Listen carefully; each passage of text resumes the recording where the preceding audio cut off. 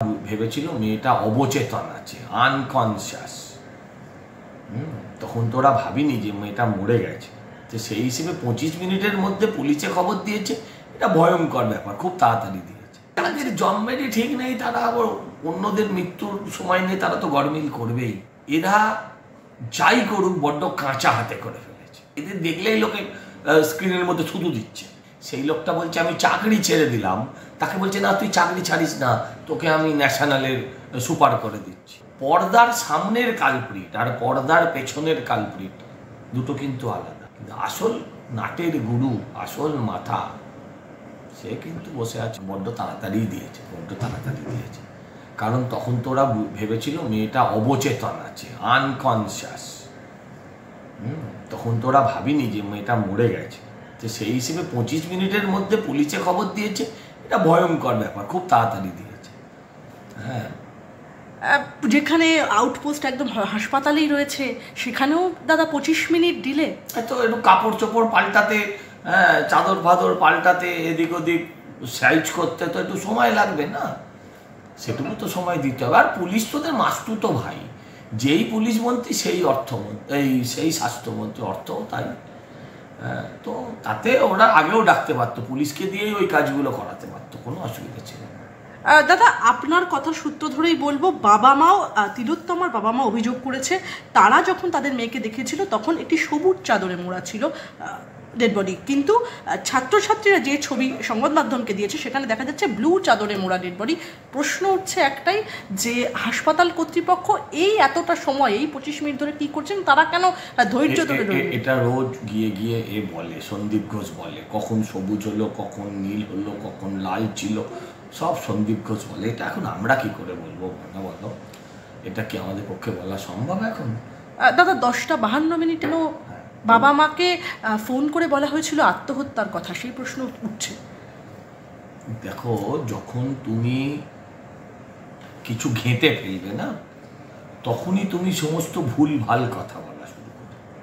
তুমি যদি দেখো এখানে একটা মানুষ আত্মহত্যা করেছে বা গলায় দড়ি দিয়ে ঝুলে আছে, তোমার অ্যাপারেন্টলি মনে হবে আত্মহত্যা। তো তুমি তখন তার বাড়ির লোককে খবর দিতেই পারো যে তোমার ছেলে, তোমার মেয়ে, তোমার বাড়ির লোক আত্মহত্যা করেছে। কিন্তু যদি দেখো একটা ক্ষতবিক্ষত মৃতদেহ এবং প্রায় নগ্ন অবস্থায় তাকে ফেলে রাখা হয়েছে, যখন দেখেই বোঝা যাচ্ছে, আর যাই হোক না কেন, আর সব কিছু হতে পারে কিন্তু আত্মহত্যা হতে পারে না, তখন যখন সে লোকটা আত্মহত্যা বলছে, তখন জানবে যে কোথাও না কোথাও ডাল মে কুচ কালা হ্যায় বলতে পারো, বা পুরো কালো ডালও বলতে পারো, সেটা তোমার ইচ্ছে।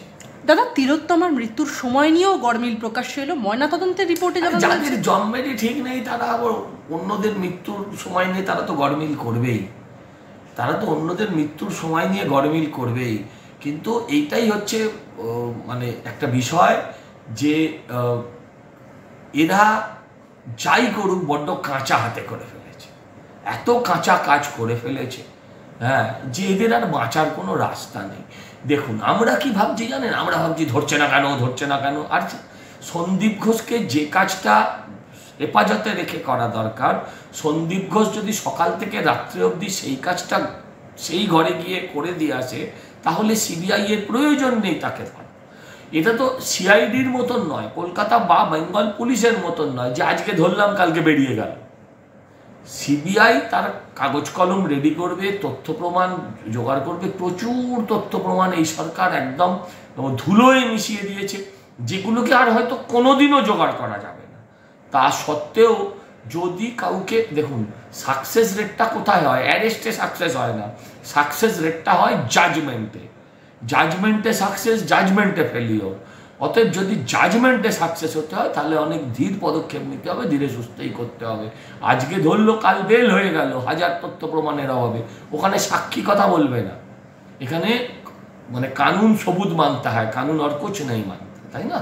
দাদা একটি ঘটনায় যখন কেন্দ্রীয় সংস্থা সেন্ট্রাল ব্যুরো অফ ইনভেস্টিগেশন বা সিবিআই তদন্ত করছে, যে তদন্তভার পুলিশের হাতেই নেই, তা নিয়ে কেন বারবার কথা বলছে কলকাতা পুলিশ? এই ক্ষেত্রে তদন্ত কি ব্যাহত হতে পারে? এখন ব্যাপারটা হচ্ছে যে এদের আর কোনো মানে না নিয়ম আছে, না শৃঙ্খলা আছে, না এদের মধ্যে কোনো একে অপরের সাথে কোনো রকম মানে টাই আপ আছে, তার কোনো রকম কারোর সঙ্গে কারোর যোগাযোগ নেই, কিচ্ছু নেই। পুরো সিস্টেমটাই ভেঙে পড়েছে। আগে যেটা জয়েন্ট সিপি করতেন এখন একজন লোকাল ডিসি করেন, পিসি করছে, মানে প্রেস কনফারেন্স করেন। কারণ সে তুলনামূলক বয়স কম, প্রথমত মহিলা ফেস, যদি কারণ এদের দেখলেই লোকে স্ক্রিনের মধ্যে থুতু দিচ্ছে, বাকিদের দেখলে এই টিভি স্ক্রিনে লোকে থুতু দিচ্ছে, তাই ভাবছে যদি মহিলার মুখ দিয়ে যদি কিছুটা সারভাইভ করার চেষ্টা করা যায়, কিংবা তারা ভাবছে যদি কোনোভাবে সমস্ত এই মিথ্যে কথাগুলো দুর্বল কাঁধের ওপর বন্দুক রেখে ফায়ার করা যায়, পরে ফাঁসলে সে ফাঁসবে, বড় নাটের গুরু বড় মাথা যারা, তারা ফাঁসবে না। দাদা, জুনিয়র ডাক্তারদের একটি কনভেনশনে ইএনটি বিভাগের চিকিৎসক দেবব্রত দাসকে বলতে শোনা গেল হাসপাতালের চিকিৎসকেরাও জড়িয়ে যাচ্ছিলেন অনৈতিক কাজে। ভাইরাল হওয়া অডিওতে ওই চিকিৎসককে বলতে শোনা যাচ্ছে, গত 4 বছর ধরে অনেক অনৈতিক কাজের সঙ্গে আমিও জড়িত, আমার মনে হয় এখানে যারা ফ্যাকাল্টি আছে তারাও জড়িত, কিন্তু আমরা ভয় পাচ্ছিলাম বলতে এটা ভুল হচ্ছে, দুর্ভাগ্যবশত মেয়েটা প্রাণ দিয়ে বোঝালো যে এবার বলতে হবে এটা ভুল হচ্ছে। এই লোকটা কালপ্রিট, কি বলবেন? দেখুন, একটা লোক কালপ্রিট হতে পারে না। একটা লোক কালপ্রিট, তাকে সে লোকটাকে বারবার ট্রান্সফার করা হচ্ছে, আবার ফিরিয়ে আনা হচ্ছে, ট্রান্সফার করা হচ্ছে, ফিরিয়ে আনা হচ্ছে। আপনাকে সেটা ভাবতে হবে যে তাকে কে ফিরিয়ে আনছে। সেই লোকটা বলছে আমি চাকরি ছেড়ে দিলাম, তাকে বলছে না তুই চাকরি ছাড়িস না, তোকে আমি ন্যাশনালের সুপার করে দিচ্ছি, তাহলে সে কালপ্রিট নয়। পর্দার সামনের কালপ্রিট আর পর্দার পেছনের কালপ্রিট দুটো কিন্তু আলাদা। ডিরেক্টর আর অ্যাক্টর দুটো আলাদা। জানবেন, যিনি অ্যাক্টর তিনি ডিরেক্টরের নির্দেশে অল্প কিছু পয়সার জন্য তার ডিরেকশন অনুযায়ী কখনো নায়ক কখনো কলনায়কের ভূমিকায় অভিনয় করছে, কিন্তু আসল নাটের গুরু, আসল মাথা, সে কিন্তু বসে আছে 14তম। একদমই। সলিলদা, অনেক ধন্যবাদ আপনাকে আমাদের সঙ্গে থাকার জন্য।